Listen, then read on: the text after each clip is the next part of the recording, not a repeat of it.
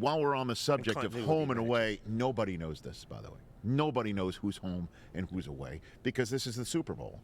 But there is somebody that's designated as the home team for a reason because they call the coin toss in the air, and they also get to choose the uniform that they wear. That's how the home team gets picked? Yeah. It switches every year. Last year, the AFC team was the home team. This year, it's the NFC team that's the home team. And so the Eagles got to choose. They wear green. And fascinatingly enough, this will be the first playoff game ever in which Patrick Mahomes wears white. This is the most insignificant yet potentially most significant statistic of Super Bowl 57 I'm dispensing to you right now. However, Rich, hold on a second. I'm not done. I'm not done yet. Here. Excuse me. I was coming with jersey stats. But with you, I know you're about to give me them. I will hand them. I will hand it off to you in a second. But by the way, however was that you are aware from the Penske file. You are aware, and then I interrupted you. And then I interrupted you, so we don't know what we should be aware of. We'll find that out in a second. Mahomes has never worn white for a playoff game because he's always been home, and the Super Bowls in which he's played, the Chiefs chose red to wear because he was the home team in those Super Bowls. That's why he's worn red. This is the first time he's ever worn white at a Super Bowl. Now you can give me the you are aware stat that I believe I'm already aware of. The team that's worn white has won 36 times. Wow. 15 of the last 18 Super Bowls. Yeah. Wow. That's a stat. That's a good one. 15 of the last 18 Super Bowls. However, yes. When the Eagles won their Super Bowl a few years ago against New England, they wore green. They're one of the few teams that did not wear white. Well, the Eagles have worn green now every Super Bowl that they've been in. So I guess that they've been a home team because I guess they would choose to wear their Kelly green uniform. So at any rate. And the Chiefs beat the Niners in red. So the most insignificant stat of Super Bowl 57. This is why that's why we flew here to give you this information. So, all right, pack up, time to go. How is this not significant? Also, Rich, did you know about the coin toss? Have you heard about this? Yeah, this is another great one. The last 8 Super Bowls, the team that's won the coin toss lost the game. 8 in a row. 8 in a row.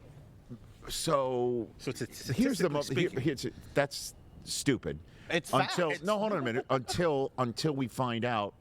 We need to know, what did they do? What was their decision when they won? Did they defer or did they not?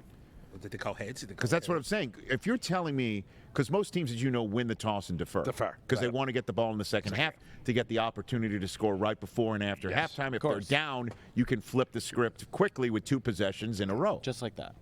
Or you can push the pedal to the metal and put the game out of reach by scoring touchdowns on either side of halftime. So we saw the Patriots make quite a bit of hay by scoring on either side of halftime with Brady in the Brady-Belichick era.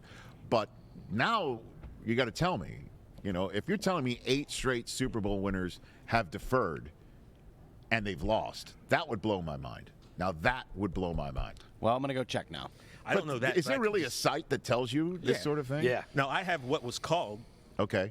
Heads or tails? You got it nice. I don't have whether they deferred or not. Okay. So last year, Rams, Bengals, tails, Bengals won. But it failed. Eventually to win. No, I don't know who's calling this either. It doesn't say that. But Kansas City, Tampa Bay, it was heads. Kansas City won the toss. Tampa Bay won the Super Bowl. Very good. That's great. Like that. No. I honestly, to me, the uniform stuff is more significant, and that's pretty insignificant. Not to Brockman, it's not.